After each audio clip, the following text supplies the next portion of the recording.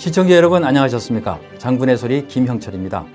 저는 오늘 대한민국 소 예비역 장성단의 전략위원 자격으로 주간 안보 탑 이슈 코너에서 시청자 여러분을 찾아뵙게 되었습니다. 사람이 태어나서 성장하고 노쇠하여 죽음을 맞이하는 것과 마찬가지로 국가 역시 건국, 발전, 쇠퇴, 망국의 4단계를 거치는 것은 역사와 자연의 이치입니다. 사람이나 국가나 태어나는 환경은 다 각각이고 성장하는 과정 역시 각양각색입니다. 어려운 환경을 극복하여 나라를 건국했고 온 국민이 힘을 합하여 국가 발전에 힘쓴 나라가 지금 세계를 경영하고 있습니다. 바로 미국의 이야기입니다. 영국을 떠나 신대륙으로 건너간 소수의 미국인은 대륙을 차지했고 영국으로부터 독립을 쟁취했으며 남북전쟁을 통해서 나라를 재건국하였습니다. 미국의 역사는 세계 어느 나라도 흉내낼 수 없는 미국인들이 만들어낸 대서사시입니다. 71년 된 대한민국 앞으로의 역사는 어떻게 될까요? 조선과 비교해보면 그 답이 나옵니다. 조선은 이성계가 위화도에서 회군해서 고려를 무너뜨리고 세운 나라죠. 조선은 짧은 시기에 국가의 최전성기를 맞이합니다. 이성계의 오남 이방원이 왕자의 난을 일으켜서 정권을 잡은 후 조선 최고의 성군 세종대왕에게 왕위를 물려줌으로써 조선을 반석 위에 올려놓았습니다. 그러나 그 이후 나라를 발전시키겠다는 비전을 가진 임금은 나타나지 않고 성리학에 치중함으로써 조선은 양반의 나라가 되었습니다. 그 결과는 1592년 임진왜란과 1636년 병자호란이었으며 마침내 1910년 한일 합방을 끝으로 조선은 역사 속에서 사라지게 되었습니다. 우리는 대한민국이라는 제법 괜찮은 나라에서 살고 있습니다만 대한민국이 처음부터 지금과 같은 괜찮은 모습의 나라는 아니었죠. 일본 식민지로부터 해방된 지 불과 2년이 안 돼서 6.25 전쟁의 참화를 겪어야 했습니다. 그러나 그 어려운 시기를 극복할 수 있었던 것은 자유민주주의와 국가 발전이라는 뚜렷한 목표를 가진 국가 지도자와 국민이 온 힘을 합쳤기 때문이었겠죠. 그런데 지금 문재인 정권은 고려 연방제를 목표로 역사의 수레바퀴를 거꾸로 돌리려고 하고 있습니다. 그는 임진왜란을 막지 못한 선조, 병자호란을 자초한 인족, 그리고 국권을 일본의 송두리째 갖다 바친 보정의 무능력을 한꺼번에 갖춘 무능력한 지도자입니다. 지금부터 그의 무능력에 대해서 알아보도록 하겠습니다. 우선 선조는 임진왜란이 발발하자 왜군의 진격 속도보다 더 빠른 속도로 피난을 떠납니다. 그래서 평양과 의주로 도망갔는데 의주에서도 불안했던지 중국으로 내부, 즉 망명을 하려고 시도했습니다. 영의정 유성룡이 만류하지 않았다면 필시 그는 중국의 망명 정부를 세웠을 것입니다. 조선은 이순신 장군과 의병 그리고 명나라의 원군의 도움으로 간신히 나라를 보존할 수 있었습니다. 선조에게는 분명 임진왜란을 막을 수 있는 기회가 있었습니다. 바로 1590년 일본으로 보낸 통신사의 보고가 그것이었죠. 통신사의 정사 황윤기는 전쟁의 위험성을 알렸지만 선조는 부사 김석일의 말을 믿고 전쟁 대비에 소홀했습니다. 또한 당시 일본에서 보내온 두정의 조청을 받고도 그에 대한 대비가 소홀했었습니다. 왜 그랬을까요? 당시 조선은 200년 이상의 평화가 이어져 문치에 치중하면서 국방에 소홀했습니다. 전쟁을 준비하는 것 그 자체가 선조에게는 힘들고 귀찮은 일이었을 겁니다. 바로 지금 대한민국에서 벌어지고 있는 일본과의 갈등이 문재인 정권의 무능력을 보여주는 대표적인 사례입니다. 문재인은 취임 초부터 일본과 각을 세웁니다. 아베 수상과의 첫 전화통화에서 박근혜 정부가 어렵게 만들어 놓은 위안부 합의를 없던 것으로 하였고 김용공 배상 대법원 판결에 대하여 아무런 조치도 취하지 않았습니다. 마치 삼권 분립을 존중하는 민주주의의 화신인 것처럼 말입니다. 그러나 대법원 판결에 대해서 아무런 조치도 취하지 않음으로써 그는 일본의 무역 제재와 일본의 화이트리스트에서 한국을 제외하는 그런 조치를 불러일으켰습니다. 그리고는 이순신의 12척배, 의병, 죽창가 등으로 선동하면서 국민과 국가를 어려움 속으로 몰아넣고 있습니다. 그리고 급기야는 한일 지소미아 파기 결정을 함으로써 한미 동맹까지도 위태롭게 만들고 있습니다. 어쩌면 문재인 정권의 진정한 목표가 한미 동맹의 파기가 아닌가 하는 의심을 갖게 하는 대목입니다.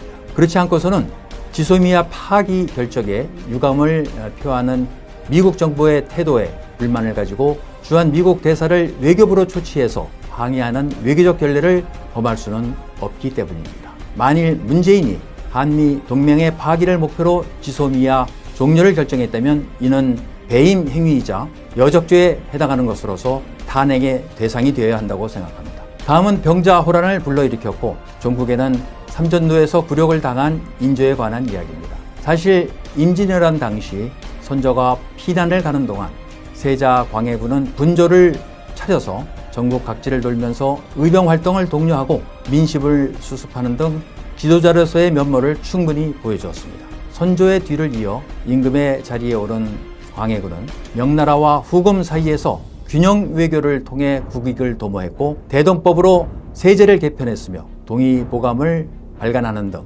연유왕 못지않게 내치와 외치에 충실한 왕이었습니다. 그러나 광해군의 균형 외교를 못마땅하게 여긴 세력들은 임목대비를 폐위하고 배달한 아우 영창대군을 죽이게 만든 광해군을 폐모살제라는 명분으로 인조 반정을 일으켜 광해군을 폐위시키고 인조를 새 임금으로 세웠습니다. 임금이 된 인조는 광해군의 균형 외교를 걷어치우고 다시 명나라를 섬기는 외교 정책을 택함으로써 결국 후금으로부터 두 차례 침략을 받고 1637년 삼전도에서 청황제에게 무릎을 꿇고 3번 절하고 9번 머리를 조아리는 치욕을 당했습니다. 박근혜 정부를 탄핵으로 내몰고 정권을 차지한 문재인 정권은 Anything but 박근혜를 국정 모토로 삼고 무조건 박근혜 정부의 정책을 부정하고 폐기했습니다. 박근혜 정부에서 일하던 장차관과 군 고위 장성들을 모두 잡아넣었고 그중 이재수 장군과 같은 대쪽 같은 장수는 죽음으로 문재인 정권의 정면으로 항거했습니다. 결정적으로 문 정권은 취임 초인 2017년 강경화 외교부 장관을 중국으로 보내서 사드 배치와 관련해서 삼불 정책을 선언함으로써 제2의 삼전도 굴욕을 치렀습니다. 북한 핵이 폐기되지 않고 오히려 더욱 성능이 향상되고 있는 현 상황에서 이러한 선언이 얼마나 국익에 반하며 얼마나 국가 자존심에 상처를 준 것인지 국민 여러분은 아셔야 됩니다.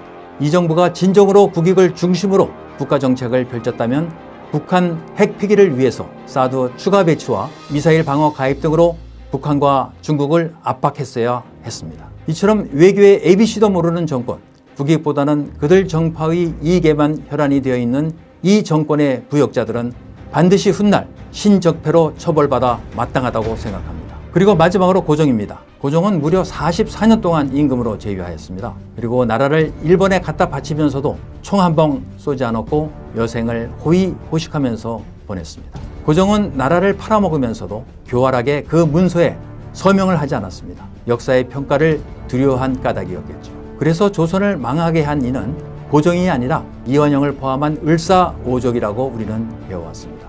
그러나 이것은 명백한 오류입니다. 어찌 임금이 한나라의 가장 중요한 의사결정인 국가 사망을 선고하는 책임으로부터 자유로울 수 있겠습니까?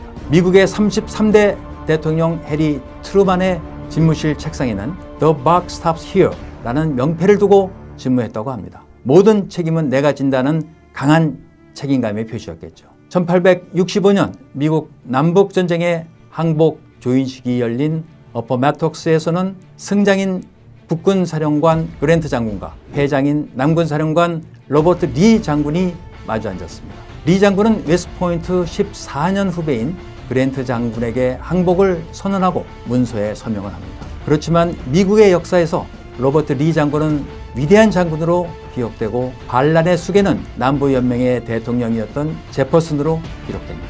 리 장군이 당당히 정복을 차려입고 후배 장군에게 항복을 선언한 것과는 대조적으로 남부연맹의 대통령 제퍼슨은 그의 부인과 함께 도망치다 잡혀서 국가 반역죄로 수감되어서 죄값을 치렀습니다. 한 국가의 지도자는 그가 서명을 했건 안 했건 또는 부하들의 반역으로 나라를 팔아먹었건 어쨌건 모두 그의 책임인 것입니다. 지금 우리는 매우 중차대한 역사의 순간에 서 있습니다. 문재인 정권은 취임 후 매우 치밀한 계획에 따라 국가 안보를 하나씩 파괴해 나가고 있는 중입니다. 군 고위층 망신 주기부터 시작해서 군 기강을 허물고 9.19 남북 군사 합의를 통해서 우리 군사력을 스스로 무장 해제시키면서 북한에게는 핵과 신형 무기를 마음 놓고 개발할 수 있는 기회를 주고 있기 때문입니다. 지소미아 파기에 이어서 앞으로 전시작전 통제권 전환을 밀어붙이고 주한미군 분담금 협상에 협조하지 않음으로써 주한미군 규모를 줄이고 궁극적으로는 주한미군을 철수시키려고 할 것입니다. 평화는 군사력이 아닌 대화에서 나온다. 이런 말을 어떻게 군 통수권자가 입에 올릴 수 있겠습니까? 베트남 공산화의 희열을 느낀다고 했던 문재인, 김원봉에게 최고 훈장을 달아드리고 싶다고 했던 문재인, 가장 반미주의자인 문정인을 주미 대사로 임명하려고 했던 문재인이 지금 대한민국을 파국의 길로 이끌고 있습니다. 주한미군이 철수한 후 보이스카우트로 전락한 국군이 지키는 대한민국에 대해 핵으로 무장한 북한이 대남 전면전을 감행한다면 어떻게 할 것인지 대통령에게 묻습니다. 그때도 전쟁보다는 평화를 택할 것입니까? 그래서 굴욕적인 항복을 함으로써 5천만 대한민국 국민 중 절반 이상을 죽음으로 몰아넣을 킬링 필드를 이 땅에 만들 것인지 묻지 않을 수가 없습니다. 예비역 장성들이 성우회라는 정상적인 조직을 놔두고 대한민국 수호 예비역 장성단을 결성한 것은 건국 71년 만에 처음 있는 일입니다. 현재의 안보 상황은 건국 후 가장 위태로운 반면 국민과 군의 위기에 대한 대비와 인식은 바닥을 치고 있습니다. 예비역 군인들은 나라가 쓰러져 보트 피플이 되어서 그때 행동하지 않은 것을 후회하지 않으려고 지금 목숨을 건 투쟁을 하고 있습니다. 물론 여기에 동조하지 않는 분들도 있으리라고 봅니다. 1910년 한일 합방 때에도 그처럼 안이하게 생각한 국민들이 아마 태반이었을 겁니다. 일본에 빼앗긴 나라는 되찾을 수 있었습니다. 그러나 북한 공산주의자들에게 나라를 빼앗긴다면 우리는 김일성, 김정일 민족이 되어서 김정은의 영도하에 자유를 빼앗긴 짐승 같은 삶을 살아야 합니다. 평화를 위해 전쟁을 포기하고 굴복을 선택한다면 살아도 이미 죽은 것이나 마찬가지입니다. 이제 우리는 자유냐 노예냐 선택의 기로에 서 있습니다. 자유대한민국의 국민은 힘차게 외쳐야 합니다. 자유 아니면 죽음을 달라고. 그 맨 앞에 대한민국 수호 예비역 장성단이 서 있겠습니다.